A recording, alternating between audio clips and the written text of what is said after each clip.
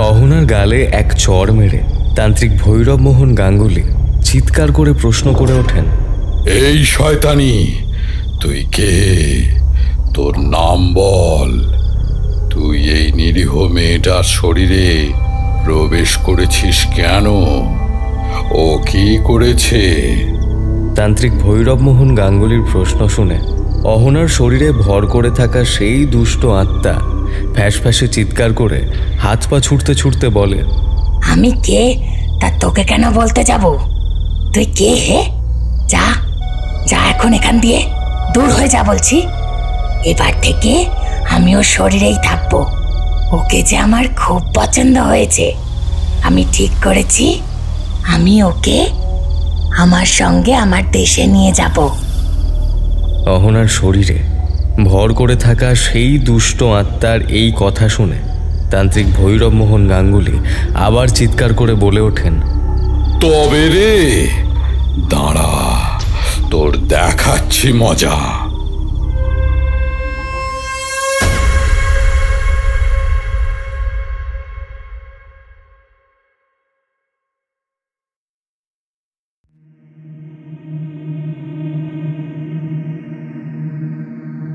প্রেতাত্মাদের কথায় আপনাদের স্বাগত। নমস্কার, আমি কুন্তল গোস্বামী। আমি আবার এসে গেছি আপনাদের সামনে একটা নতুন ভৌতিক পডকাস্ট এপিসোড নিয়ে, বুধবার ঠিক রাত 10টার সময়।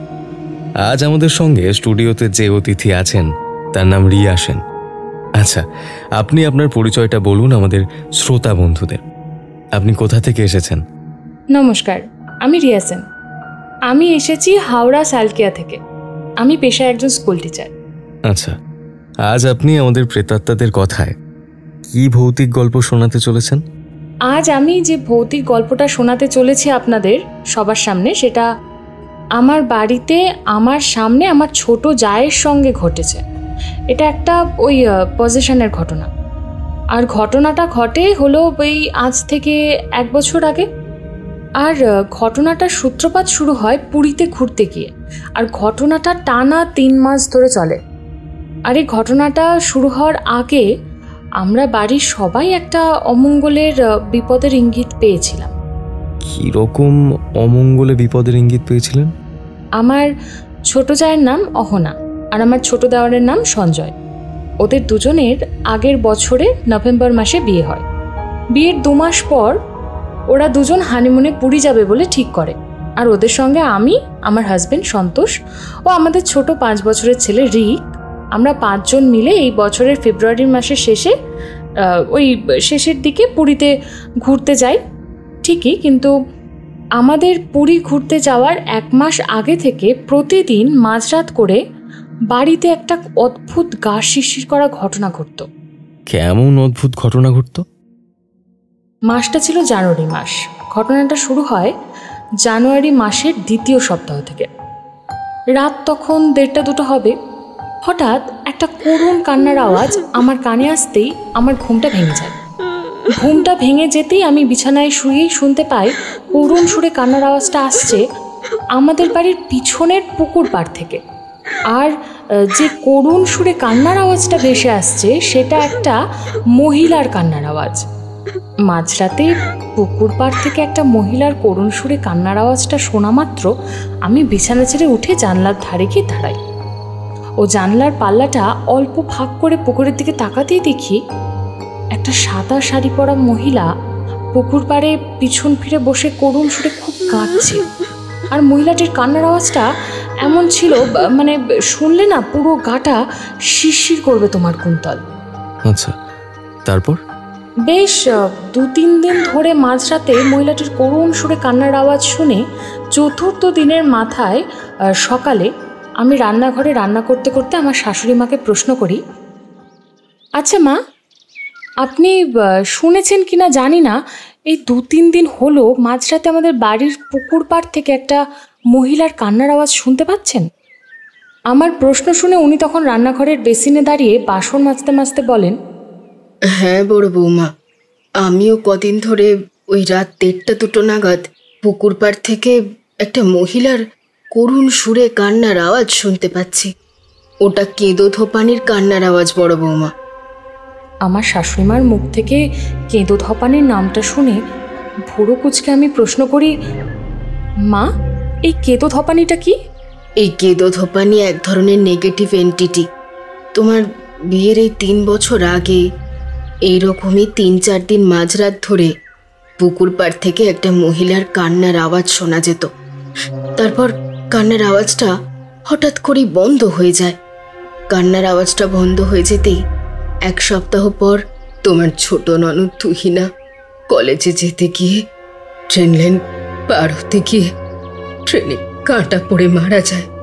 এই কেঁদো ধপানির কাজ হলো আমাদের বাড়িতে যদি কারোর কোনো অমঙ্গলের বিপদের ছায়া নেমে আসে সেটা আগে থেকে জানান দেওয়া, মানে কোনো অশুভ বিপদের সংকেত দেওয়া। শাশুড়িমার মুখ থেকে এই কথা শুনে আমি ভয় মিশ্রিত কাঁপা কাঁপা গলায় বলে উঠি, মা, এবারে কেঁদো ধপানি কাঁদছে মানে আমাদের বাড়ির কারোর উপর অশুভ কোনো বিপদের ছায়া আসছে না তো? আমার প্রশ্নটা শুনে উনি তখন চিন্তিত কণ্ঠে বলে ওঠে, আমার তো তাই মনে হচ্ছে বড় বৌমা, কিন্তু কার ওপর যে বিপদের কালো ছায়া নেমে আসছে কে জানে। বড় বৌমা, তোমরা তো পুরীতে বেড়াতে যাচ্ছ, সাবধানে যেও। হ্যাঁ, আর সাবধানে থেকো, ঠিক আছে? ঠিক আছে মা।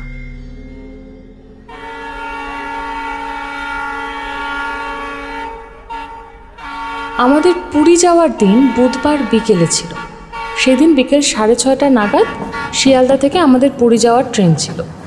আমরা সেই সময় মতো ট্রেনে চেপে পুরীর উদ্দেশ্যে রওনা দিই ও পরদিন ভোর 5টা নাগাদ আমরা পুরীতে গিয়ে পৌঁছই।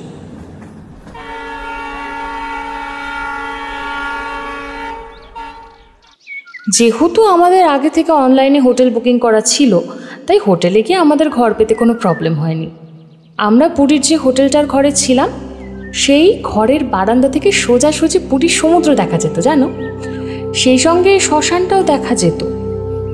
পুরীর শ্মশানটা ছিল একদম সমুদ্র তটের মাঝখানে, ও শ্মশানটা চারিদিকটা থেকে বড় বড় লম্বা লম্বা কাঠের বেড় দিয়ে পুরো আড়াল করা ছিল, যাতে হোটেল বা রাস্তা থেকে শ্মশানের ভিতরটা দেখা না যায়। স্টেশন থেকে আমাদের থাকার হোটেলটা বেশ অনেক দূর ছিল, মিনিমাম তাও 1 ঘন্টার পথ ছিল। যেহেতু ভোর 5টা নাগাদ পুরীতে আমরা পৌঁছে গিয়েছিলাম, সেহেতু আমরা হোটেলে গিয়ে একটু চা খেয়ে 1-2 ঘন্টার মতো বিশ্রাম নিয়ে সকাল 10টা সাড়ে 10টা নাগাদ হোটেল থেকে বাইরে বেরিয়ে জল খাবারের পর্বটা সেরে নিই সবাই মিলে। তারপর সবাই ওই সমুদ্রে স্নান করতে যাই বেলা, তারপর ওই 12টা কি 12:30 পর্যন্ত আমরা সমুদ্রে স্নান করে হোটেলে ফিরে এসে স্নান সেরে আমরা যেই হোটেলে ছিলাম সেই হোটেল থেকে দুপুরে খাবারটা সেরে নিয়ে যে যার ঘরে এসে দুপুরের ভাত ঘুমটা দিয়ে নিয়ে সন্ধে হতেই আমরা আবার সমুদ্রের ধারে ঘুরতে যাই। কিন্তু সেখানে গিয়ে আমার ছোট যা অহনা একটা ছোট কাণ্ড ঘটিয়ে বসলো। সেই কাণ্ড থেকেই এই ঘটনাগুলোর সূত্রপাত শুরু হয় আর কি। আমরা সবাই মিলে যখন সমুদ্রের ধারে ঘুরছি, হঠাৎ ঘুরতে ঘুরতে আমার ছোট দেওর সঞ্জয় বলে ওঠে, বৌদি, অহনা কোথায়? সঞ্জয়ের কথা শুনে আমি বলে উঠি সমুদ্র তটের চারিদিকে তাকিয়ে যে এই তো কিছুক্ষণ আগেই তো আমাদের সঙ্গে ঘুরতে ঘুরতে ও চা খেতে খেতে গল্প করছিল, এরই মধ্যে গেল কোথায়? এই কথা বলে আমরা সবাই মিলে সারা সমুদ্র তট জুড়ে অহনাকে তন্ন তন্ন করে খুঁজতে শুরু করি। খুঁজতে খুঁজতে আমার হাজব্যান্ড সন্তোষের হঠাৎ দৃষ্টি চলে যায় শ্মশানের গেটের দিকে। শ্মশানের গেটের দিকে সন্তোষের দৃষ্টি যেতেই ও চিৎকার করে বলে ওঠে, এই সঞ্জয়, দেখ, অহনা শ্মশানের গেটের সামনে দাঁড়িয়ে। ওর ওই কথা শুনে আমি আর সঞ্জয় শ্মশানের গেটের দিকে তাকাতেই দেখি অহনা চুল খুলে শ্মশানের গেটের সামনে দাঁড়িয়ে আছে। ও মন দিয়ে শ্মশানের ভিতর তাকিয়ে কি যেন দেখছে। অহনাকে শ্মশানের গেটের সামনে দাঁড়িয়ে থাকতে দেখে আমরা সবাই মিলে ওর কাছে ছুটে যাই। আর আমি জিজ্ঞাসা করি ওকে, কী রে অহনা, শ্মশানের গেটের সামনে চুল ছেড়ে দাঁড়িয়ে আছিস কেন? আর মন দিয়ে শ্মশানের ভিতর তাকিয়ে কি দেখছিস? আমার এই কথা শুনে যেন অহনার ঘোর ভাঙে। ও সে আমার দিকে কেমন একটা দৃষ্টি দিয়ে তাকিয়ে ঘোর লাগা কণ্ঠে বলে ওঠে, দিদি ভাই, আমি কোনোদিন শ্মশান দেখিনি, শ্মশানে মরা পোড়াও দেখিনি, তাই মন দিয়ে দেখছি। এখানে এসে আমার চঞ্চল মনটা কেমন যেন শান্ত হয়ে গেল। অহনা যখন আমার দিকে তাকিয়ে এই কথাগুলো বলছিল তখন ওর ওই ঘোর লাগা দৃষ্টি দেখে আমার খুব একটা ভালো লাগেনি, বরঞ্চ ওটা দেখে কেমন আমার বুকটা ভয় ছ্যাদ করে ওঠে। এরপর আমি ওকে একটু ধমকে সুরে বলে উঠি, এই তুই শ্মশানে ঘুরতে এসেছিস ঠিক আছে, কিন্তু চুলটা বাঁধিসনি কেন? চুলটা ছেড়ে এসেছিস কেন? আমার এই প্রশ্ন শুনেও বলে ওঠে, সরি দিদিভাই, আসলে সারাক্ষণ তো চুল ছেড়ে থাকি, তাই বাঁধতে ভুলে গেছি। আমি এক্ষুনি বেঁধে নিচ্ছি। এই কথা বলে ও ওর কাঁধে থাকা সাইড ব্যাগ থেকে একটা ক্লিপ বার করে সঙ্গে সঙ্গে চুলটা পাকিয়ে বেঁধে নেয়। এরপর আমরা আর বেশ কিছুক্ষণ সমুদ্র তটে ঘোরাফেরা করে হোটেলে ফিরে আসি ও রাতের খাবার খেয়ে যে যার নিজের ঘরে গিয়ে শুয়ে পড়ি ঠিকই, কিন্তু হঠাৎ মাঝরাতের দিকে অহনা মানে আমার ছোট জায়ের ঘর থেকে এক তারস্বরের চিৎকার শুনতে পাই। এই সঞ্জয়, তাড়াতাড়ি ওঠো, দেখো ওটা কি বসে আছে আলমারির মাথায়। অহনার ঘর থেকে অহনার চিৎকার শুনে আমি আর সন্তোষ ওর ঘরে ছুটে যাই। ওর বন্ধ ঘরের সামনে দাঁড়িয়ে দরজা ধাক্কা দিতে দিতে ওদের দুজনকে ডাকতে থাকি, এই অহনা, এই সঞ্জয়, কি হলো? অহনা রাত দুপুরে এইভাবে চিৎকার চেঁচামেচি করছে কেন? আমাদের দুজনের বাইরে থেকে চিৎকার শুনে 1-2 মিনিট পর সঞ্জয় এসে দরজা খুলতেই আমি আর সন্তোষ ঘরের ভেতর ঢুকে দেখি অহনা খাটের এক কোণায় জড়ো সড়ো হয়ে বসে আছে ও ভয় মিশ্রিত দৃষ্টিতে আলমারির দিকে তাকিয়ে জোরে জোরে হাঁপাচ্ছে আর ভয় মিশ্রিত কণ্ঠে বলছে, মেরে ফেলবে, ও আমাকে মেরে ফেলবে। অহনাকে খাটের এক কোণায় জড়ো সড়ো হয়ে বসে থাকতে দেখে আর ওকে কাঁপতে কাঁপতে ওই কথাগুলো বলতে দেখে আমি ওর কাছে গিয়ে ওকে জড়িয়ে ধরে জিজ্ঞাসা করি, কে তোকে মেরে ফেলবে? কি হয়েছে তোর? তুই রাত দুপুরে এইভাবে চিৎকার করছিস কেন? আমার প্রশ্ন শুনে সঞ্জয় রাগত কণ্ঠে বলে ওঠে, আরে দেখো না বৌদি, ওনাকে একটু আগে আলমারির মাথায় একটা বউকে পা ঝুলিয়ে বসে থাকতে দেখেছে, আর ওই দেখে চিৎকার জুড়ে উঠে বসেছে ঘুমের মধ্যে। সঞ্জয়ের এই কথা শুনে আমি অহনার গায়ে মাথায় হাত বুলিয়ে প্রশ্ন করে উঠি, এই সত্যি করে বলতো ঠিক কি হয়েছে? আমার প্রশ্ন শুনে তখন অহনা আলমারির মাথার থেকে ভয়ার্থ দৃষ্টিতে তাকিয়ে ভয় মিশ্রিত কণ্ঠে ধীরে ধীরে বলতে শুরু করে, দিদিভাই, রাত তখন কটা হবে জানি না, হঠাৎ সেই সময় আমার কানের কাছে কে যেন ফিস ফিস করে বলে উঠল, মহিলা কণ্ঠ। এই, আমি তোর জন্য শ্মশানে অপেক্ষা করছি, আয় আমার কাছে আয়, দুজনে কি সুন্দর শ্মশানে বসে গল্প করব। কানের কাছে মহিলা কণ্ঠের ফিসফিসানি আওয়াজটা ভেসে আসতেই আমার সঙ্গে সঙ্গে ঘুমটা ভেঙে যায়। ঘুমটা ভেঙে যেতেই আমি চোখ মেলে তাকিয়ে অন্ধকার ঘরের মধ্যে এদিক ওদিক তাকিয়ে দেখার চেষ্টা করি যে মহিলা কণ্ঠটা কোথা থেকে আসছে। ঘরের এদিক ওদিক তাকাতেই আমার হঠাৎ দৃষ্টি চলে যায় আলমারির মাথার দিকে। আলমারির মাথার দিকে দৃষ্টি যেতেই রাস্তার স্ট্রিট লাইটের যেটুকু আলো ঘরের মধ্যে পড়েছিল সেইটুকু আলোতে দেখি আলমারির মাথার ওপরে লাল বেনারসি শাড়ি পরিহিতা একটা মহিলা পা ঝুলিয়ে বসে আছে, কিন্তু ঘরটা ঘুটঘুটে অন্ধকার থাকায় মহিলার মুখশ্রীটা আমি ভালো করে দেখতে পেলাম না। কিন্তু মহিলাটা এক দৃষ্টিতে আমার দিকে তাকিয়ে একটা রহস্যময় হাসি হাসছে আর হাত নেড়ে নেড়ে আমাকে ডাকছে আর ক্ষণক্ষণে গলায় বলছে, হ্যাঁ, আমার সঙ্গে শ্মশানে যাবি? ওইখানে গিয়ে আমার সঙ্গে গল্প করবি? অন্ধকার আলো আধারি ঘরের মধ্যে আলমারির মাথায় একটা মহিলাকে পা ঝুলিয়ে বসে থাকতে দেখে আর ওর ওই কথাগুলো শুনে আমি তখন ভয়ে সঞ্জয়ের নাম ধরে চিৎকার করে উঠি। আমার চিৎকার শুনেই সঞ্জয় সঙ্গে সঙ্গে ঘুম থেকে উঠে যেই ঘরের আলোটা জ্বালাতে যাবে অমনি দেখি একটা সাদা ধোয়ার রূপ নিয়ে ওই মহিলাটি ঘরের মধ্যে কোথায় একটা অদৃশ্য হয়ে গেল। দিদিভাই, অহনার এই কথাগুলো শুনে আমি ওকে বলি ওর গায়ে মাথায় হাত বোলাতে বোলাতে যে নতুন জায়গায় ঘুরতে এসেছিস, তুই কি দেখতে কি দেখেছিস তার ঠিক নেই, নে এখন শুয়ে পড় দেখিনি। কাল আবার সকাল সকাল আমাদের জগন্নাথ দেবের মন্দিরে পুজো দিতে হবে না? এখন ভালো করে না ঘুমালে সকালে যে তাড়াতাড়ি উঠতেই পারবি না। আমার এই কথা শুনে অহনা কিছু বলল না, চুপচাপ করে শুয়ে পড়ে। কিন্তু পরদিন সকাল হতেই ওর মধ্যে একটা অদ্ভুত পরিবর্তন লক্ষ্য করা যায়। কীরকম অদ্ভুত পরিবর্তন লক্ষ্য করেন আপনার ছোট জয়ের মধ্যে? আমরা সবাই মিলে যখন হোটেল থেকে বেরিয়ে মন্দিরে পুজো দিতে যাচ্ছি, রাস্তায় যেতে যেতে হঠাৎ অহনা বলে ওঠে, খুব খিদে পেয়েছে, আমাকে কিছু খেতে দেবে? ওর এই কথা শুনে সঞ্জয় বলে ওঠে, আমরা তো এখন মন্দিরে পুজো দিতে যাচ্ছি, আমরা তো সবাই উপোস, পুজো দিয়ে তারপরে খাবো। সঞ্জয়ের এই কথা শুনে অহনা কেমন যেন দাঁত মুখ খিচিয়ে বলে ওঠে, তোমরা পুজো দিচ্ছ দাও না, আমার খুব খিদে পেয়েছে, আমায় খেতে দাও আগে, আমি মাংস খাবো, আমায় মাংস দাও, আমি পুজো দেব না, তার আগে আমি মাংস খাবো, মাংস।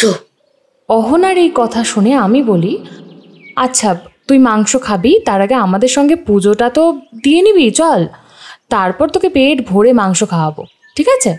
আমার এই কথা শুনে অহনা আমার দিকে রাগত দৃষ্টি দিয়ে তাকায়। দিদিভাই, তোমরা পুজো দিচ্ছ দাও, আমার এখন খুব মাংস খেতে ইচ্ছা করছে, আমি এখন পেট ভরে মাংস খাবো, মাংস। এই কথা বলে অহনা গড় গড় করে হাঁটতে হাঁটতে খাবার হোটেলের দিকে চলে গেল।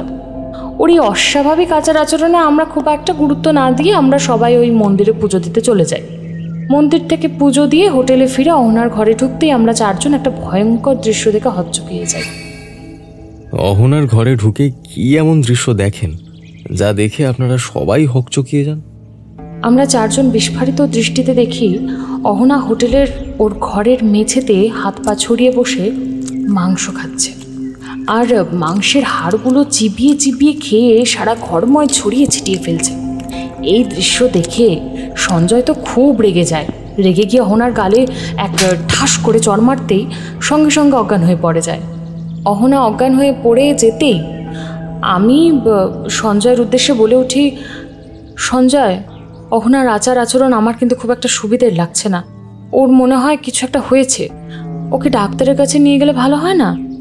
আমার এই কথা শুনে সঞ্জয় রাগত কণ্ঠে বলে ওঠে, আরে না না বৌদি, ওকে কোনো ডাক্তারের কাছে নিয়ে যাওয়ার প্রয়োজন নেই, একেবারে সুস্থ আছে, ন্যাকামো করছে, ঘুরতে এসে ন্যাকামো বুঝছো না, দেখবে একটু বাদেই ঠিক হয়ে যাবে। আমি আমার দেওরের এই কথা শুনে কিছু বললাম না। আমি আমার হাজবেন্ড চুপচাপ করে ওদের ঘর থেকে বেরিয়ে গেলাম। ওদের স্বামী স্ত্রী পার্সোনাল ব্যাপার, ওরা বুঝে নেবে। এরপর বিকেল হতেই অহনার ঘুম ভাঙে। ও ঘুম থেকে উঠে ওদের ঘরে আমাকে আর সন্তোষকে চা খেতে দেখে জিজ্ঞাসা করে, দিদিভাই, তোমরা পুজো দিয়ে কখন ফিরলে? আমাকে তোমাদের সঙ্গে নিয়ে গেলে না কেন? আমার তো তোমাদের সঙ্গে যাওয়ার কথা ছিল। অহনার এই কথা শুনে সকালে ওর কাণ্ড কারখানা ব্যাপারটা ওর কাছে চেপে গিয়ে আমি বলে উঠি স্বাভাবিকভাবেই যে আসলে সকালে তো শরীরটা ভালো ছিল না, তো তাই তোকে মন্দিরে পুজো দিতে নিয়ে যায়নি, কাল নিয়ে যাব, ঠিক আছে? তাড়াতাড়ি তৈরি হয়ে নে, সমুদ্রের ধারে আমরা ঘুরতে যাচ্ছি। তুই কি ঘুরতে যাবি? হ্যাঁ যাবো তো দিদিভাই, না যাওয়ার কি আছে? এই কথা বলে ও রেডি হয়ে নিয়েই আমাদের সঙ্গে সন্ধ্যাবেলায় সমুদ্র তটে ঘুরতে যায় ঠিকই, কিন্তু ও আবার আগের দিনের মতো একটা কাণ্ড ঘটিয়ে বসে। আবার কি কাণ্ড ঘটিয়ে বসে? আমরা যখন সবাই মিলে গল্প করতে করতে সমুদ্র তটে ঘুরছি, হঠাৎ ঘুরতে ঘুরতে দেখি গতকালের মতো আজও অহনা আমাদের সঙ্গে নেই। আমাদের সঙ্গে গল্প করতে করতে কোথায় যেন এরই মধ্যে উধাও হয়ে গেছে। অহনাকে আমাদের মধ্যে দেখতে না পেয়ে সঞ্জয়কে জিজ্ঞাসা করি, কী রে সঞ্জয়, অহনা কোথায় গেল? আমার প্রশ্ন শুনে সঞ্জয় এদিক ওদিক চোখ ঘোরাতে ঘোরাতে বলল, ও তো একটু আগেই আমাদের সঙ্গে গল্প করছিল, এর মধ্যেই কোথায় গেল বৌদি? সঞ্জয় এই কথা বলে আবার গতকালের মতো সারা সমুদ্র তট জুড়ে অহনাকে তন্ন তন্ন করে খুঁজতে শুরু করলো, সঙ্গে আমি এবং সন্তোষও। আমরা অহনাকে খুঁজতে খুঁজতে শ্মশানের গেটের সামনে আসতেই দেখি অহনা গতকালের মতো আজও চুল খুলে শ্মশানের গেটের সামনে দাঁড়িয়ে আছে আর মন দিয়ে শ্মশানের ভিতর তাকিয়ে মরা পোড়ানো দেখছে। অহনাকে শ্মশান গেটের কাছে দাঁড়িয়ে থাকতে দেখে সঞ্জয় খুব রেগে যায় আর বলে, কি গো অহনা, তুমি আমাদের কাউকে কিছু না বলে শ্মশানে এসেছো কি করতে? আর এখানে একা একা দাঁড়িয়ে কি করছো? সঞ্জয়ের এই কথা শুনে অহনা কেমন একটা ঘোর লাগা দৃষ্টি দিয়ে সঞ্জয়ের দিকে তাকায়, তারপর বলে ওঠে, আমি তো একা শ্মশানে আসিনি, ও আমাকে শ্মশানে ডেকে নিয়ে এসেছে গল্প করার জন্য। অহনার এই কথা শুনে সঞ্জয় আরও রেগে গিয়ে বলে ওঠে, কে তোমাকে শ্মশানে ডেকে নিয়ে এসেছে? কে? বলো কে সে? ওই যে ওই মহিলাটা গো, গতকাল রাতে যে আলমারির মাথায় বসেছিল আর আমাকে শুধু বলছিল, চলো আমার সঙ্গে শ্মশানে চলো, গিয়ে দুজনে গল্প করব, ওই মহিলাটার কথা বলছি। অহনার এই কথা শুনে সঞ্জয় অহনার হাতটা ধরে বলে, সেই সকাল থেকে তোমার ন্যাকামো সহ্য করে যাচ্ছি, বলে দিলাম। চলো হোটেলে চলো, তোমার হচ্ছে। সঞ্জয় এই কথা বলে অহনাকে হাত ধরে টানতে টানতে যেই হোটেলের দিকে নিয়ে যেতে যাবে, আমি তৎক্ষণাৎ সঞ্জয়কে বাধা দিয়ে বললাম, দাঁড়াও সঞ্জয়, ওকে বকো না। ওর সঙ্গে ঠিক কী হয়েছে, ও কিভাবে শ্মশানে এলো, ওর মুখ থেকে প্লিজ শুনতে দাও। এই কথা বলে আমি অহনার গায়ে মাথায় হাত বুলিয়ে জিজ্ঞাসা করি, অহনা ঠিক করে বলতো, তোকে ঠিক শ্মশানে কে নিয়ে এলো? আমার প্রশ্ন শুনে অহনা ধীরে ধীরে বলতে শুরু করলো, দিদি ভাই, আমি যখন গল্প করতে করতে তোমাদের সঙ্গে হাঁটছি, হাঁটতে হাঁটতে আমার হঠাৎ মনে হলো আমার পিছন দিক দিয়ে কানের কাছে কি যেন একটা মহিলা কণ্ঠে হিসহিসে গলায় বলে উঠল, কি রে অহনা, বরের সঙ্গে হানিমুনে এসে খুব মজা করছিস বল?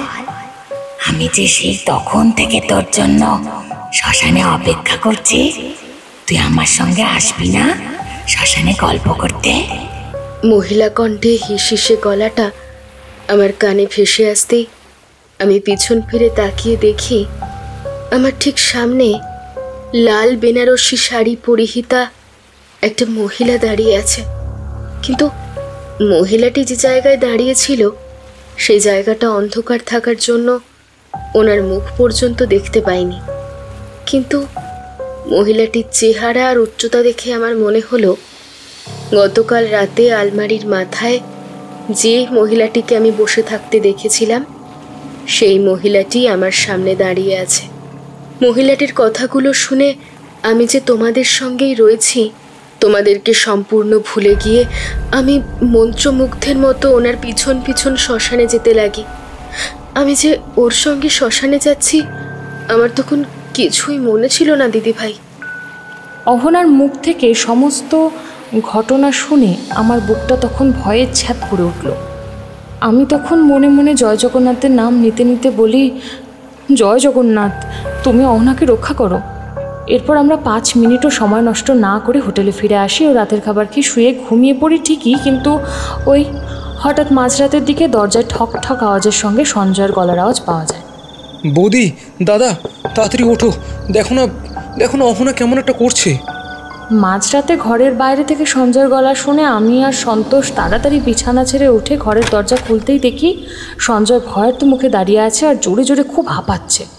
সঞ্জয়কে জোরে জোরে হাঁপাতে দেখে সন্তোষ জিজ্ঞাসা করে, এই সঞ্জয়, কি হয়েছে? তুই এইভাবে হাঁপাচ্ছিস কেন? অহনা ঠিক আছে তো? না দাদা, ও একদম ঠিক নেই। দেখো না, ও কেমন একটা করছে।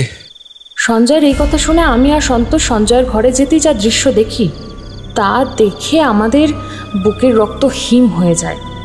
আমরা দুজন বিস্ফারিত দৃষ্টিতে দেখি অহনা মেঝেতে ওর মাথাটা মাটির দিকে ও পা দুটো উপরের দিকে দিয়ে হাতের সাহায্যে সারা ঘরময় হেঁটে বেড়াচ্ছে আর মুখে বিশ্রী ধরনের গোঁ একটা আওয়াজ করছে। একটা মেয়ের পক্ষে মাথাটা নিচের দিকে আর পাটা উপরের দিকে তুলে হাতের সাহায্যে হাঁটা কি সম্ভব? আমি আর আমার হাজবেন্ড এইরকম ভয়ঙ্কর দৃশ্য দেখে দুজনকে ধরে কাঁপতে কাঁপতে সঞ্জয়কে প্রশ্ন করি, সঞ্জয়, অহনার এই হাল হলো কি করে? আমাদের দুজনের প্রশ্ন শুনে সঞ্জয় কাঁপা কাঁপা গলায় জবাব দেয়, জানি না বৌদি, আমি জানি না ওর হাল এইরকম হলো কি করে। আমি যখন ঘুমাচ্ছিলাম হঠাৎ একটা গোঙানির আওয়াজে আমার ঘুমটা ভেঙে যায়। ঘুমটা ভাঙতেই আমি শুনতে পাই ঘুমের মধ্যে আমি কার যেন একটা গোঙানির আওয়াজ পাচ্ছিলাম, আর সেটা আমার ঘর থেকেই আসছে। আর গোঙানির আওয়াজটা একটা মহিলার। ঘরের ভিতর থেকে একটা মহিলার গোঙানির আওয়াজ ভেসে আসতেই আমি সঙ্গে সঙ্গে বিছানা থেকে উঠে ঘরের আলোটা জ্বালতেই দেখি অহনা এরকম ভয়ঙ্করভাবে হাঁটছে আর মুখের সামনে থেকে গোঁ গোঁ করে আওয়াজ বার করছে। অহনার অবস্থা বেগতিক দেখে আমার সাইড ব্যাগে ছোট হনুমান চালিসা ও নানা ধরনের ঠাকুরের বই ছিল। আমি যখনই কোথাও ঘুরতে যাই ওই নানা ধরনের ছোট ছোট হনুমান চালিসার বই রাখি। ওই ঠাকুরের বইগুলোর মধ্যে থেকে একটা ঠাকুরের বই বের করে এনে অহনার কপালের মাঝখানে চেপে ধরতেই অহনা সঙ্গে সঙ্গে মাটিতে অজ্ঞান হয়ে লুটিয়ে পড়ে যায়। অহনা অজ্ঞান হয়ে যেতে দেখে আমি সন্তোষ ও সঞ্জয়কে বলি, শোনো, অহনার শরীরের অবস্থা আমার খুব একটা ঠিক লাগছে না, তোমরা আজ রাতের মধ্যেই প্লেনের টিকিট কাটো, কালই আমরা বাড়ি ফিরবো অহনাকে নিয়ে। এই সামুদ্রিক পরিবেশের মনে হয় ওর শরীরটা খুব একটা শ্যুট করছে না। আমার কথা শুনে আমার হাজব্যান্ড সেই দিন রাতে প্লেনের টিকিট কাটে।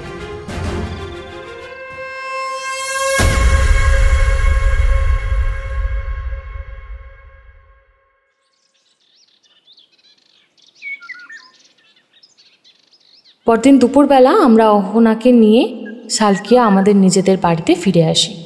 অহনা বাড়ি ফেরার পর 3 দিন অহনার মধ্যে কোনো রকম অস্বাভাবিক আচার আচরণ লক্ষ্য করা যায়নি। আমাদের বাড়ির সবার সঙ্গে পুরীতে ঘুরতে যাওয়ার আগে ঠিক আগের মতো স্বাভাবিক আচার আচরণ করতে লাগলো। ওকে আবার আগের মতো স্বাভাবিক সবার সঙ্গে আচার আচরণ করতে দেখে আমার খুব ভালো লাগলো। এর ঠিক 4 দিন পর থেকে আবার অহনা পুরীতে যেমন আমাদের সঙ্গে অস্বাভাবিক আচার আচরণ করছিল, ঠিক আবার ওই সেরকমই অস্বাভাবিক আচার আচরণ করতে শুরু করলো। আর এবারে সেটা মারাত্মক ধরনের। মারাত্মক ধরনের? কেমন মারাত্মক ধরনের? 4 দিন পর 5ম দিনের মাথার রাতে আমরা বাড়ির সবাই যখন গভীর ঘুমে আচ্ছন্ন, হঠাৎ সেই সময় একটা চিৎকার শোনা যায়, মা, বাবা, তোমরা কোথায়?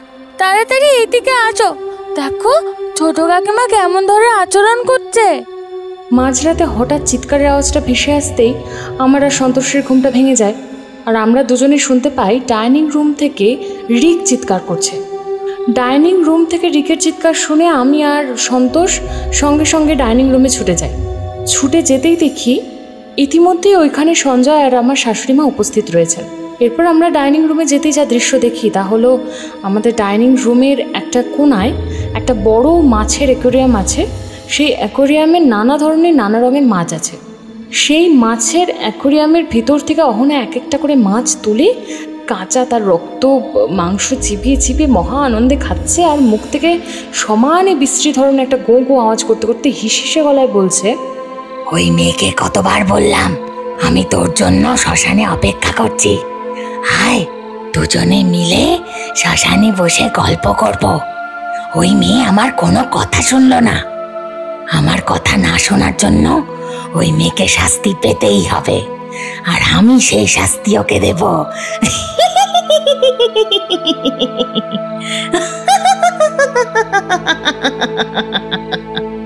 আমার শাশুড়িমা অহনার এই ধরনের অস্বাভাবিক আচার আচরণ দেখে ভয়ে ঠকঠক করে কাঁপতে কাঁপতে আমাকে জড়িয়ে ধরে বলে, বড় বৌমা, অহনা এরকম অস্বাভাবিক পাগলের মতো আচার আচরণ কেন করছে?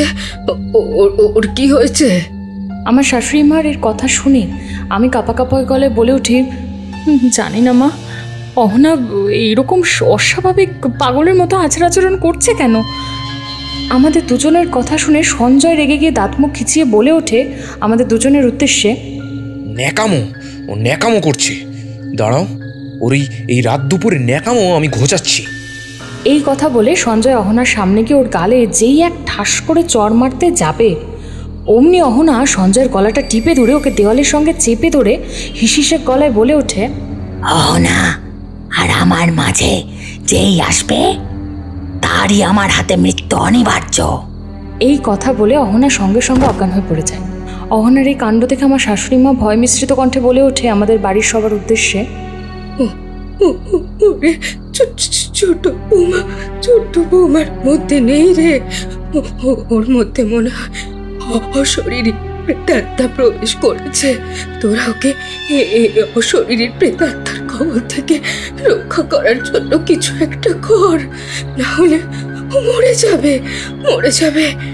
আমার শাশুড়ির কথা শুনে আমি বলি, মা আপনি একদম ঠিক বলেছেন, আমারও তাই মনে হচ্ছে অহনার এরকম কিছু একটা হয়েছে। পুরীতে গিয়েও ও এই ধরনের অস্বাভাবিক আচার আচরণ করেছিল।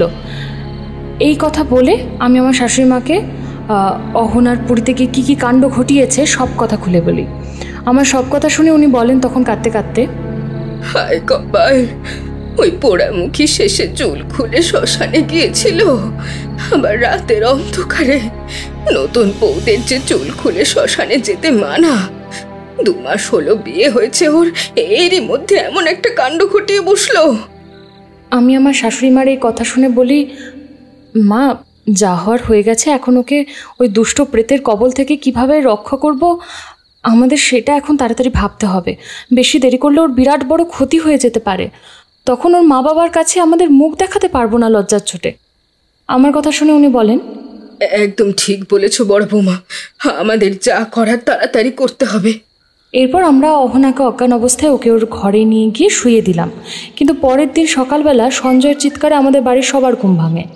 মা, বড় বৌদি, তোমরা কোথায় আছো? তাড়াতাড়ি এদিকে একবার আসো। দেখে যাও অহনা আবার কেমন ধরনের আচরণ করছে। সঞ্জয় চিৎকার শুনে আমি, সন্তোষ আর মা সঞ্জয়ের ঘরে ছুটে যেতেই যা দৃশ্য দেখি তা হলো অহনা সারা ঘরের দেওয়াল জুড়ে টিকটিকির মতো ঘুরে বেড়াচ্ছে আর কান এঁটো করা হাসি হাসতে হাসতে বলছে, ও আমার সঙ্গে শ্মশানে গল্প করতে এলো না তো? খুব তাড়াতাড়ি ও মরবে আমার হাতে, খুব তাড়াতাড়ি মরবে। অহনা সারা দেওয়াল জুড়ে টিকটিকির মতো ঘুরতে ঘুরতে এই কথা বলছে আর ঘরের যত রাজ্যের ছোট বড় মাকড়সা টিকটিকি আরশোলা ধরে ধরে চিপিয়ে খাচ্ছে। আমার শাশুড়ি মা তো অহনার এই কাণ্ড কারখানা দেখে তো ওইখানে অজ্ঞান হয়ে পড়ে যায়। আর ওকে ওইভাবে টিকটিকি আরশোলা ধরে ধরে খেতে দেখে আমি আর ওই দৃশ্য সহ্য করতে না পেরে ওইখানেই হড়হড় করে বমি করে দিই। বাড়ির এরকম সিচুয়েশন দেখে আমার হাজবেন্ড সন্তোষ তখন বলে আমাকে আর সঞ্জয়কে, আচ্ছা শোন দুজন, আমার এক অফিসের জ্যোতিষ বন্ধু আছে বুঝলি, ওর নাম কমলেশ্বর গাঙ্গুলি। আজ সন্ধেবেলায় ওর বাড়িতে একবার যাব আর অহনার ব্যাপারটা পুরোপুরি খুলে ওকে জানাবো। দেখি ও আমাদের এই বিপদের হাত থেকে রক্ষা করতে পারে কিনা। ওর এই কথা শুনে সঞ্জয় তখন বলে, দাদা, তোর ওই অফিসের ওই জ্যোতিষ বন্ধুর কাছে আমাকে একবার নিয়ে যাবি? হ্যাঁ হ্যাঁ, নিশ্চয়ই নিয়ে যাব। অহনাকে সারা ঘরের দেওয়াল জুড়ে টিকটিকির মতো ঘুরে বেড়াতে দেখে আর ঘরের পোকামাকড়গুলো ওইভাবে চিপিয়ে খেতে দেখে আমি তখন বুকে সাহস এনে ঠাকুর ঘর থেকে গঙ্গা জলের বোতলটা এনে জলের বোতল থেকে কিছুটা গঙ্গা জল আমি ওই হাতে করে ঢেলে মা তারার নাম জপ করতে করতে অহনার দিকে ছুঁড়ে মারতেই অহনা তখন মাটিতে ধপ করে পড়ে সঙ্গে সঙ্গে জ্ঞান হারায়। এরপরও সারা দিনটা ঘুমায়, ওঠে, কিছু খায় না।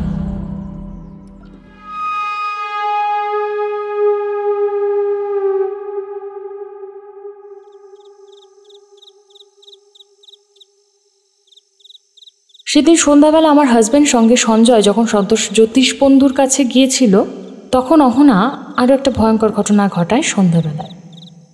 আবার কি ভয়ঙ্কর ঘটনা ঘটায়? অহনা তো ওর ঘরে ওর মতো পড়ে পড়ে ঘুমোচ্ছিল সন্ধ্যাবেলায়, আর আমি সেই সময় রান্নাঘরে রাতের বাড়ির ওই সব আর খাওয়ার জন্য রুটি বানাচ্ছি। আর আমার শাশুড়ি মা ঘরে শুয়ে টিভি দেখছে। ঠিক সেই সময় আমাদের বাড়ির কাজের মেয়ে লক্ষ্মীর চিৎকারের আওয়াজ শোনা যায় বাড়ির পিছন দিক দিয়ে। বড় বৌদি, ও বড় বৌদি, গিন্নিমা, তাড়াতাড়ি এদিকে আসো, দেখে যাও ছোট বৌদি কি কাণ্ড করছে। বাড়ির পিছন দিক থেকে লক্ষ্মীর চিৎকার শুনে আমি সঙ্গে সঙ্গে রান্নাঘরে হাতের কাজ ছেড়ে ও আর আমার শাশুড়ি মা টিভি দেখা ছেড়ে আমরা দুজনে সঙ্গে সঙ্গে বাড়ির পিছন দিকে ছুটে যাই। এই লক্ষ্মী আমাদের বাড়িতে 5 বছর হলো কাজ করছে, আর ও আমাদের বাড়ির পিছন দিকে একটা ঘরে ওর ছোট 7 বছরের ছেলেকে নিয়ে থাকে, কারণ ওর স্বামী বাইরে কাজ করে আর ওর শ্বশুরবাড়ি এখানে নয়, মেদিনীপুরে।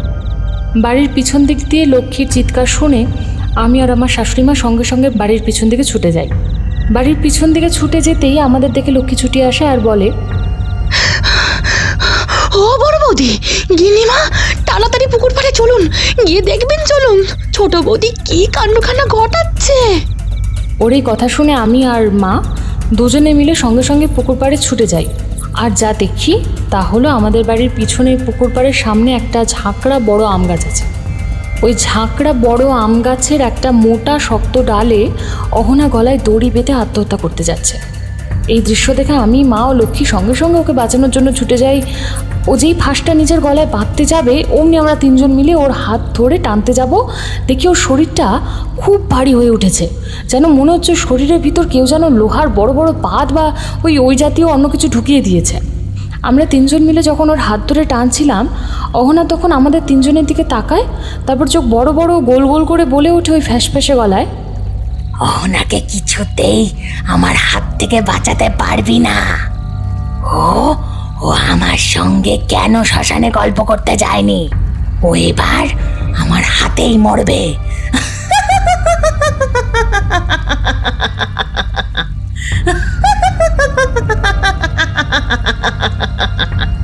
এই কথা বলে ও এক জোরে ধাক্কা মেরে ফেলে দেয়। ও আমাদের তিনজনকে ধাক্কা মারতে আমরা তিনজনে ছিটকে গিয়ে একেবারে পুকুর জলে পড়ি, কারণ ওর গায়ের শক্তি তখন এতটাই প্রবল ছিল। আমরা তিনজনে পুকুর জলে ছিটকে পড়তেই আমাদের কানে তখন একটা গুরুগম্ভীর গলায় কিছু কথা ভেসে আসে। এই দুষ্ট প্রেতের কবল থেকে অহনাকে আমি কিছুতেই বাঁচাতে পারবো না। এ আমার পক্ষে অসম্ভব। এক শক্তিশালী নেগেটিভ এন্টিটি। গুরুগম্ভীর গলার আওয়াজটা আমার কানে ভেসে আসতেই আমার সামনে তাকিয়ে দেখি পুকুর পাড়ে ওই ঝাঁকড়া আম গাছটার সামনে লাল পাঞ্জাবি ও সাদা পায়জামা পরা এক শ্যামবর্ণ লম্বা ভদ্রলোক দাঁড়িয়ে আছেন আর ক্রুদ্ধ দৃষ্টি দিয়ে অহনার দিকে তাকিয়ে আছে। আমরা অচেনা ভদ্রলোকটিকে পুকুর পাড়ের সামনে দাঁড়িয়ে থাকতে দেখে পুকুরের জল থেকে উঠে আসি আর আমার হাজব্যান্ডের দিকে তাকিয়ে প্রশ্ন করি, উনি কে?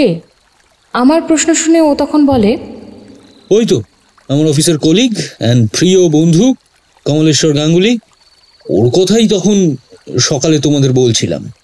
কমলেশ্বরের এই কথাগুলো শুনে মা ওনাকে প্রশ্ন করে উঠে কাঁদতে কাঁদতে, আচ্ছা বাবা, তুমি যদি আবার ছোট বৌমাকে ওই দুষ্ট প্রেতের কবল থেকে না রক্ষা করতে পারো, তাহলে আর কে পারবে?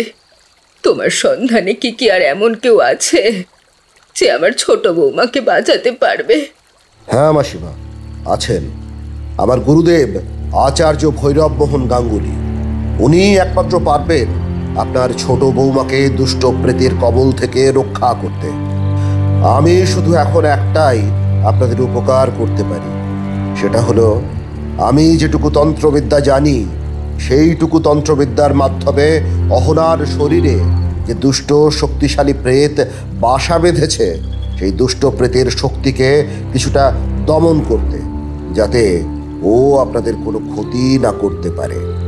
এই কথা বলে উনি ওনার পাঞ্জাবির পকেট থেকে একটা রুদ্রাক্ষের মালা বের করে সেটাকে হাতে জড়িয়ে নিয়ে মুখের সামনে ধরে বেশ অনেকক্ষণ ধরে কি যেন একটা মন্ত্র বিড়বিড় করে জপ করতে লাগলো।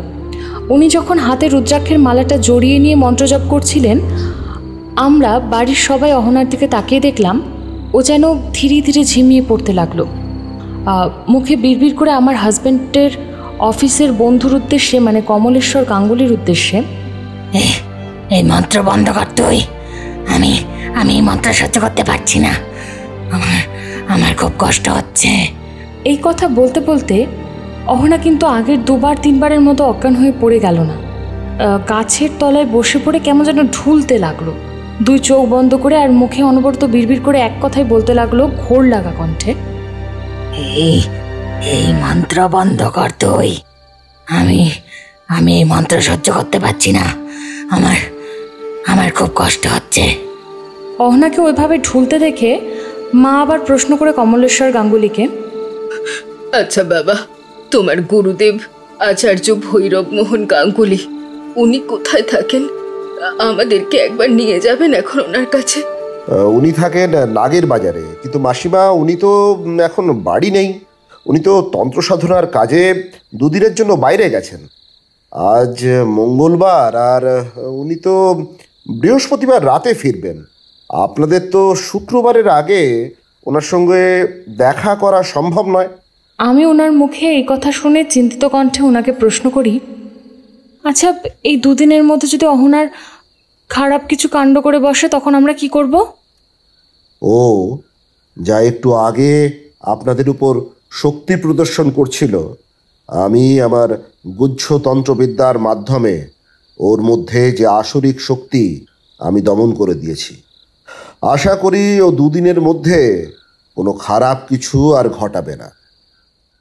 এরপর দুদিন অহনা আর কোনো অস্বাভাবিক ভয়ঙ্কর আচার আচরণ করেনি ঠিকই, কিন্তু ওর হাত পা আমরা বেঁধে রেখেছিলাম জানলার গ্রিলের সঙ্গে, কারণ ও দাঁত ও হাতের ধারালো নখ দিয়ে ওর মুখ হাত পা আঁচড়াচ্ছিল ও কামড়াচ্ছিল ঝিমানো অবস্থায়। তার জন্য এইভাবে দুদিন কোনো রকমে ভয়ে ভয়ে কেটে যাওয়ার পর শুক্রবার দিন দুপুর নাগাদ আমরা বাড়ির সবাই যখন দুপুরে খাওয়া দাওয়া করছি ডাইনিং রুমে, ঠিক সেই সময় বাড়ির সদর দরজায় কলিং বেলের আওয়াজ শোনা যায়। বাড়ির সদর দরজায় কলিং বেলের আওয়াজ হতেই ভিতরের ঘর থেকে অহনার চিৎকার শোনা যায়। অহনা চিৎকার করে ফ্যাসফ্যাসে গলায় বলছে, ওই এসে গেছে আমাকে তাড়াতে অহনার শরীর থেকে। আমি অহনাকে ছেড়ে কিছুতেই যাব না। ওকে আমার সঙ্গে গল্প করতে নিয়ে যাওয়ার জন্য ওই পরী শ্মশানে নিয়ে যাব। ও কিন্তু ঝিমানো ও হাত পা বাঁধা অবস্থায় এই কথাগুলো বলছিল। কোনো রকম কিন্তু অস্বাভাবিক ভয়ঙ্কর আচার আচরণ কিন্তু অহনা করছিল না, শুধু মুখেই এই কথাগুলো বলছিল। অহনার ওই কথাগুলো শুনে আর সদর দরজায় কলিং বেলের আওয়াজ শুনে আমাদের বাড়ির সবার বুঝতে বাকি রইল না যে কমলেশ্বর বাবু তার গুরুদেব আচার্য ভৈরব মোহন গাঙ্গুলিকে আমাদের বাড়িতে নিয়ে এসেছেন। এরপর আমার শাশুড়ি মা খাবার টেবিল ছেড়ে উঠে সদর দরজা খুলতেই দেখি কমলেশ্বর বাবুর পাশে গেরুয়া বস্ত্রধারী বছর 60-61 বছরের এক বয়স্ক ভদ্রলোক দাঁড়িয়ে আছে। আমার শাশুড়ি মা দরজা খুলতেই কমলেশ্বর বাবু ওই বয়স্ক ভদ্রলোকটিকে নিয়ে বাড়ির ভিতর ঢুকে আমাদের বাড়ির সবার সঙ্গে পরিচয় করিয়ে দিতেই আচার্য ভৈরব মোহন গাঙ্গুলি আমাদের দিকে তাকিয়ে গম্ভীর গলায় বলে ওঠে, কোথায় তাকে রেখেছিস? নিয়ে চল আমাকে তার কাছে। এরপর আমরা ওনাকে নিয়ে অহনার ঘরে ঢুকতেই অহনা কমলেশ্বর বাবু আচার্য ভৈরব মোহন তান্ত্রিককে দেখা মাত্র চোখ গোল গোল করে বলে ওঠে সেই ফ্যাঁসফ্যাঁসে গলায়, তুই আমাকে তাড়াবি ভেবেছিস? আমি অহনাকে ছেড়ে কিছুতেই যাব না। ওকে আমার সঙ্গে নিয়ে যাব ওই পুরীর শ্মশানে, আর দুজনে মিলে ওইখানে বসে গল্প করব। ওকে যে আমার বন্ধু হিসাবে খুব পছন্দ হয়েছে।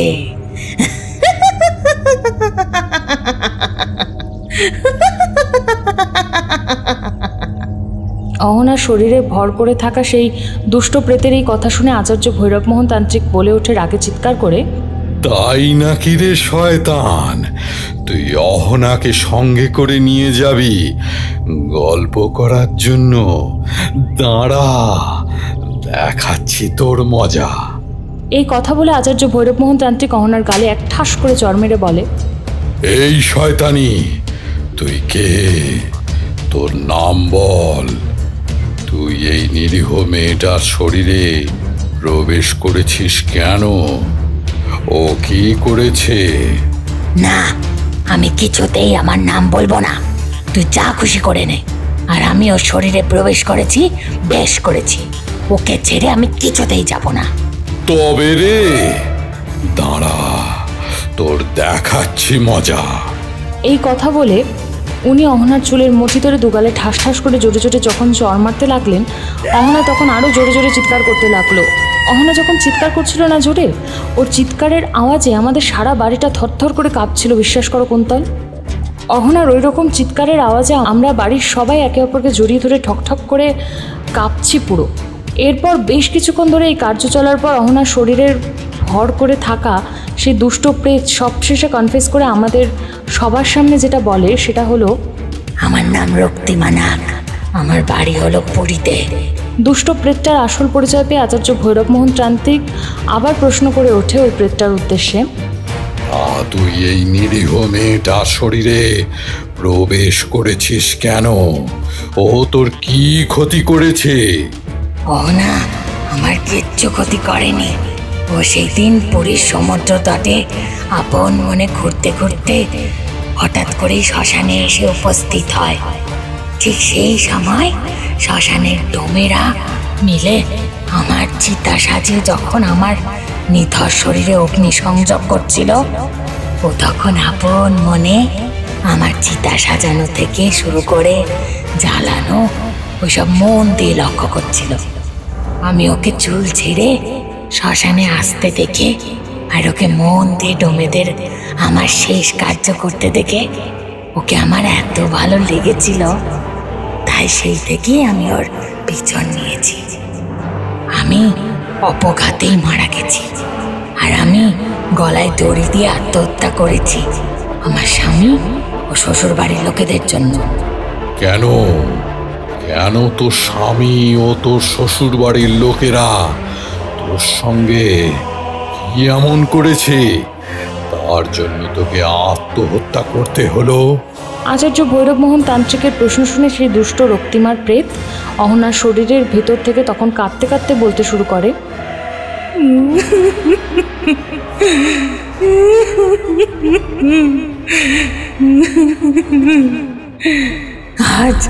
আজ থেকে 1 বছর আগে জুলাই মাসে আমার সঙ্গে তথাগতর বিয়ে হয়, আর আমাদের দুজনের বিয়েটা প্রেম করেই হয়। বিয়ের পর বেশ কয়েকটা মাস তথাগতর সঙ্গে আমার ভালোই দিন কাটছিল। আমাদের মধ্যে কোনো রকম ঝামেলা হতো না। বেশ 5-6 মাস কাটার পর তথাগত আমার সঙ্গে খুঁটিনাটি ছোট ছোট বিষয় নিয়ে খুব ঝামেলা করত, কোনো কারণ ছাড়াই। এইভাবে দিন চলতে চলতে আমাদের মধ্যে ছোট ছোট ঝগড়া ঝামেলাগুলো আস্তে আস্তে বড় আকার ধারণ করলো। ও আমার উপর খুব নির্মমভাবে অত্যাচার শুরু করলো। তথাগত শুধু একা নয়, সঙ্গে ওর মা আর বোনও ছিল। তথাগত ওর বাড়ির লোকজন যখন আমার উপর নির্মমভাবে অত্যাচার করতে লাগলো, ঠিক সেই সময় আমি জানতে পারি ওর অফিসের এক মেয়ের কলিগের সঙ্গে ওর সম্পর্ক তৈরি হয়েছে, এবং সেই সম্পর্কটা প্রেমের সম্পর্ক। এই খবরটা আমি জানতে পেরে আমি ওকে এই বিষয়ে জিজ্ঞাসা করতেই ও আমার কাছে সম্পূর্ণ স্বীকার করে যে ও সত্যি সত্যি ওর অফিসের এক কলিগের সঙ্গে প্রেমের সম্পর্ক তৈরি হয়েছে। তার নাম চন্দ্রিমা। ওনাকে আমাকে খুব তাড়াতাড়ি ডিভোর্স দিয়ে চন্দ্রিমাকে বিয়ে করে ঘরে তুলবে।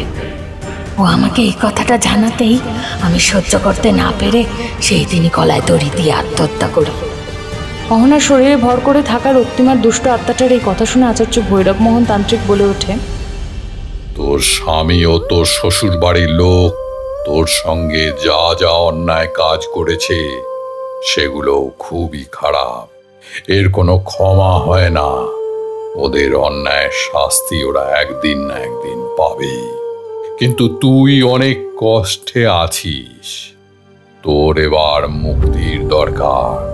তা তুই এবার বল, তুই এই নিরীহ মেয়েটার শরীর ছাড়বি কি ছাড়বি না? হ্যাঁ, ছাড়বো, কিন্তু তার আগে আমাকে কয়েকটা জিনিস দিতে হবে, তবেই আমি অহনার শরীর ছেড়ে যাব। কি কি জিনিস লাগবে তোর, বল আমায়। যেহেতু অহনা আর আমার একই বছরে বিবাহ হয়েছে, আমাদের দুজনেরই গায়ে নতুন বউয়ের গন্ধ। তার জন্য আমাকে অহনার বিয়ের বেনারসি শাড়িটা ও কাঠছড়াটা, সেই সঙ্গে পিতলের ছোট একটা বাটিতে 1 বাটি নলেন গুড়ের পায়েস, এই 3টে জিনিস বাড়ির পিছনের ওই পুকুর পাড়ের সামনে যে ঝাঁকড়া বড় আম গাছটা আছে না, ওর তলায় এই 3টে জিনিস এখন গিয়ে রেখে আসুন। পরদিন ঠিক সকাল 6টা নাগাদ ওই আম গাছের তলায় যাবেন। গিয়ে যদি ওই 3টে জিনিস না দেখতে পান, তখন বুঝবেন আমি অহনার শরীর ছেড়ে চিরদিনের মতো পরলোকে মুক্তি পেয়েছি। আচ্ছা, তাই হবে। দুষ্ট রক্তিমার প্রেতের কথা অনুযায়ী অহনার বিয়ের বেনারসি শাড়ি, গাঁটছড়া ও পিতলের ছোট একটা বাটিতে নলেন গুড়ের পায়েস রান্না করে এই 3টি জিনিস আমাদের বাড়ির পিছনে পুকুর পাড়ে ঝাঁকড়া বড় আম গাছটার তলায় গিয়ে আচার্য ভৈরবমোহন তান্ত্রিক নিজের হাতে গিয়ে রেখে আসে, এবং সেই দিন রাত্রিটা উনি অবশ্য আমাদের বাড়ি ছিলেন। পরদিন সকালে ঘড়িতে 6টা বাজতে আচার্য ভৈরবমোহন তান্ত্রিক আমাদের বাড়ির সকলকে নিয়ে বাড়ির পিছনে পুকুর পাড়ে ঝাঁকড়া আম গাছটার সামনে যেতেই আমরা সকলে দেখি সত্যি সত্যি অহনার বিয়ের বেনারসি শাড়িটা ও গাঁটছড়া ও পেতলের বাটিতে যে পায়েসটা আমি রান্না করে প্রেতকে ভোগ দিয়েছিলাম, সেই পায়েস সব কিছু উধাও। এছাড়া আমরা আরও একটি জিনিস দেখে অবাক হলাম, সেটা হলো অহনা ওই ঝাঁকড়া আম গাছের তলায় অজ্ঞান অবস্থায় পড়ে আছে, এবং তার ঠোঁটের কোণে কিছুটা পায়েস লেগে। আম গাছের তলায় অহনাকে অজ্ঞান অবস্থায় পড়ে থাকতে দেখে আচার্য ভৈরবমোহন তান্ত্রিক একটা স্বস্তির নিঃশ্বাস ছেড়ে আমাদের দিকে তাকিয়ে বলে ওঠে, তোদের আর কোনো ভয় নেই। অহনা শরীর ছেড়ে রক্তিমার প্রেত চিরদিনের মতো মুক্তি পেয়েছে। ওর মাথার উপর থেকে সমস্ত অশুভ বিপদের কালো ছায়া কেটে গেছে।